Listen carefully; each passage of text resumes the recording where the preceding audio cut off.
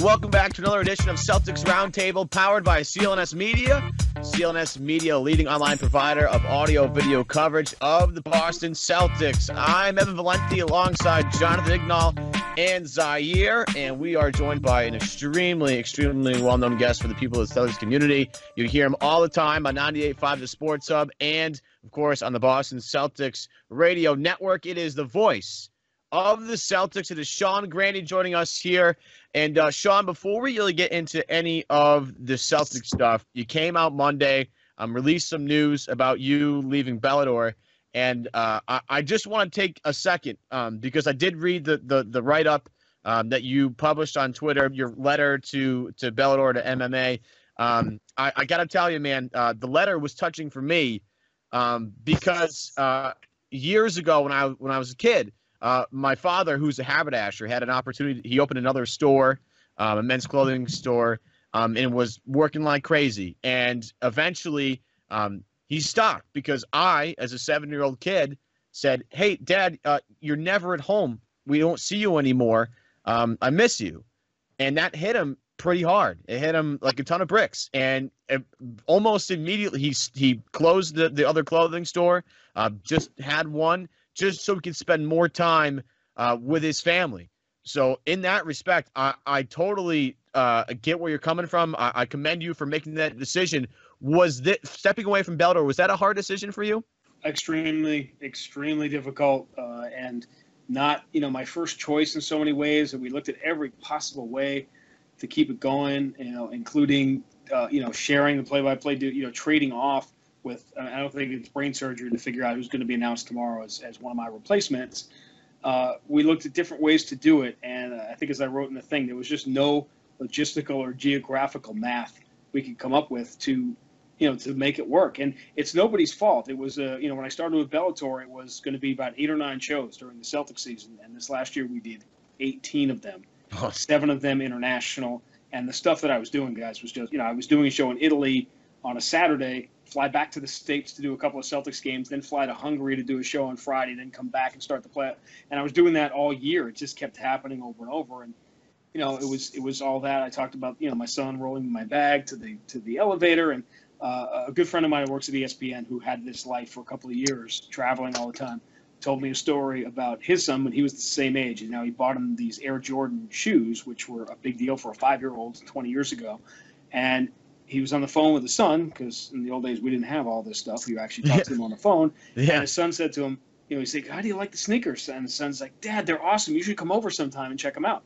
Oh. And those are the moments, if you're a dad or a son or whatever, it hits home. And it was extremely difficult because, as I wrote today, and we won't waste time on it now, the Bellator experience was so extraordinary for me on so many levels, as a challenge, professionally, as an experience, as a, something that, a lot of it was a jump off a cliff professionally for me to see if I could pull that off at that level. And I never imagined today would be as hard as it is. I never imagined how many grown men would be trying to make me cry today with the things they're saying and writing and sending about the last couple of years. And it's been an overwhelming day. That's one of the reasons when we talked about doing this today, I didn't know it was going to be today. And I actually need the break. Yeah. I need the break from it. Talk Celtics, because when this whole thing is said and done, and it is about my son, and today's about MMA, and it's about Bellator and all this other stuff. But I'll tell you guys what I emailed, Rich Gotham when the final thing came down, and there were a lot of different ways it was going to go. That I'm a dad, but I'm a Celtic also, and that putting a lot more of my attention back at home, so to speak, professionally, is a good idea right now too. Now, real quick, I have a conspiracy theory for you. You are secretly like a secret agent sent by Danny Ainge to go watch MMA fighting and bring an enforcer to the Celtics that may or may not be able to rebound a little bit too. Hey, you know what? It isn't a bad idea. I'm surprised that he didn't have me when I was in, Hungary or Italy. It's like, why don't you, check out Treviso and check out these. I'm surprised I didn't get that from him on all these trips. Yeah. Where do you think Zizic came from? Yeah, that's you know what? Great point. I can't say anymore. You've already uncovered too much.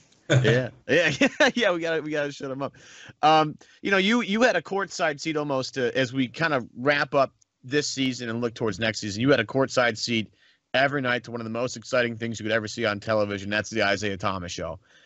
29 points a game, the second leading scorer like all time in a season besides Larry Bird. I mean, it's just the accolades are unbelievable. Watching him every night's unbelievable. When you're his height, like me, 5'6" on a good day, watching a guy who's 5'8" out there dominate a basketball game of giants is just like remarkable for me.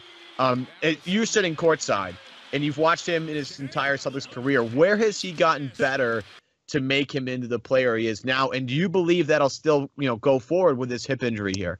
We don't know anything about the injury and the surgery and the recovery time, but I think a lot of people have lost a lot of money and lost a lot of value of their career by underestimating Isaiah Thomas and by, saying there were things he couldn't do and not seeing this improvement in him. And I was talking at the end of the year at the final when the Celtics went in 2 years from being fourth from the bottom of the NBA to the third team left standing, that think about teams like Minnesota that have made the playoffs in 12 years or whatever it is. And next on that list are Phoenix and Sacramento. And what do those two teams have in common? Those are the two teams that traded away Isaiah Thomas. So you just can't assume. We don't know what we thought we knew when it comes to watching Isaiah. And his ability to score in ways that nobody his size has ever figured out how to score was the amazing thing. That was December and January. That was less NBA basketball than it was a Broadway show. You knew how it was going to end every night, and people just came out to see the lead singer sing that finale, and he was doing it. I mean, it just doesn't happen in this league. How many guys can just impact the game like that almost at will? And that's what he was doing. It was one of the most amazing runs I've ever seen. Yeah, I mean, that game at the end of December, I think it's the game against the Heat where he had 52. Out of all the games that I saw this season, that's just the one Isaiah Thomas performance out of all the ridiculous things that we saw this year. That's just the one that stands out because it just kept getting more ridiculous, and like each three got a little deeper and a little deeper, and the one he hit at the end from basically the parking lot. I mean, you watch it and you're like, man, when you're hot, you're hot. And then that led to the January where, he scored 30 a game, shot 40% from 3-point range, 50% from the field, 7 assists a game. I mean, it just kept getting more ridiculous, and it led to a second-team All-NBA appearance this year, and it has basically snowballed into this thing where, Isaiah Thomas now is sort of a Celtic problem. They have to figure out what they need to do with him sooner rather than later. Now, they have this whole year to figure it out, whether they want to give him a max contract or they want to extend him early, which I don't think they'll do, or they want to trade him away for something. What would you do?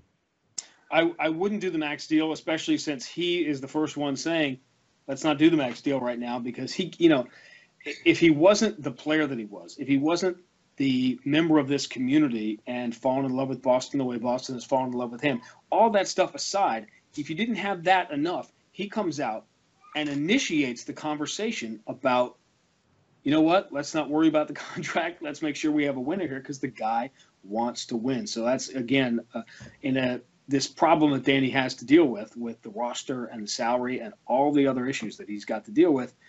That's one good thing going for him, is that Isaiah at least understands the big picture. And, I try, sort of in my role, what I really like to do is tell everyone, yeah, you know what? There are legitimate issues here with the roster and the salary cap.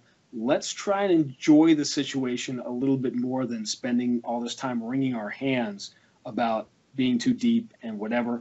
And, you can manage it right, or you could look at Oklahoma City. Look at what they had 4 years ago. And Harden and Durant and Jeremy Lamb running around and Serge Ibaka. I mean, it was completely insane. And so let's, enjoy what the Celtics are right now. And if you can't have faith in Danny, and you guys know social media, I can find people ripping Danny all the time. We got to get rid of Danny Ainge. I'm like, name me? It's unbelievable. But name 2 or 3 people that have done. It's like, okay, whenever I say, when they bring up draft picks or they bring up, mistakes or trades, I say, well, that's all that criticism is fine. It's fair. If you want to it's like criticizing Miguel Cabrera for the 60% of the time he doesn't get on base. Like, okay, if that's what you want, I get it. He's he's got a higher average than everybody else, but if you want to talk about the line drive outs, that's fine. But you gotta, I'm really big on sort of appreciating the moment, because what has happened here in 2.5 years just does not happen. Yeah, Isaiah Thomas, is definitely your unusual superstar, where the way he was receptive to Markelle Fultz potentially coming in, you don't really see that with stars in the NBA. They probably want to trade that pick. And, he started with back up the Brinks truck. Now he's wavering and kind of saying he might be able to take that discount. The city's embraced him. He's embraced the city. I think the Celtics are in a great spot where maybe Isaiah will take a discount to move forward with the Celtics, because I don't see him at the max. But if they can keep the little guy, I think the window gets a little closer, because everyone's now pushing back with how the Warriors are playing. Where do you see do you see the window being pushed back with the Warriors' recent play? It's really fascinating. It's a fascinating discussion to have right now, because it certainly feels that the gap is outrageous. And I think the beauty of Danny in this situation is that he stays even keel in a world when, listen, it's fans' job, it's a broadcaster's job, it's a Skip Bayless world, right? So go crazy every day about in one direction or the other. It's Danny's job to keep the ship steady, and that's why I don't think you can oversell. Well, we better wait a couple of years because LeBron's going to be in Cleveland, or we better just go for everything now because we were the third team left standing. I think the goal of this team, and it always has been, and look how close you are to being it, is to be San Antonio East and be around it every year. Manage the cap, manage your assets, keep bringing new young players into the fold, and be around it for that 1 year. And I don't mean the Tim Duncan 2005, 2007 Spurs. I mean the last 7, 8, 9 years where they were around it every year, and then that 1 year is going to happen in there where they get to the finals, and then another year will happen where they get to the finals and win it. So you got to be around it, and I think the Celtics are certainly in great position to be around it. Yeah, Sean, I got to, before we get to the next question, I got to ask you a question. You a big fan of like meal delivery services? You get into that at all? It really depends on, I'm on the road most of the time, so right. A lot of my meals are at 30,000 feet. Well, you know what? My meals are usually delivered by flight attendants. Yeah, well, when you have more time to relax, you should learn about this thing called HelloFresh, because it's the meal kit delivery service that makes cooking more fun, so you can focus on the whole experience, not just the final plate. Each week, HelloFresh creates new delicious recipes with step-by-step instructions designed to take around 30 minutes so that everyone from novices like me to seasoned home cook chefs short on time, they can make tasty meals. HelloFresh sources the freshest ingredients measured to the exact quantities needed, so there's no food waste. And they employ 2 full-time registered dietitians on staff to make sure each recipe is ensured and is nutritionally balanced. They deliver your food right to your doorstep in a recyclable insulated box, and they're now offering light spring meals and have just started to introduce the breakfast options. Now, loyal listeners of this show can get a very special offer because you are a loyal listener. You can go right online to HelloFresh.com, enter the promo code BEAT30 for $30 off your first week of HelloFresh. Again, support this particular broadcast by going to HelloFresh.com and typing in the code BEAT30. Sorry, I had to get that in there. Thanks for being a great sport about that. I barely even noticed. That was just smooth. Yeah, I know. So smooth. I just absolutely nailed it.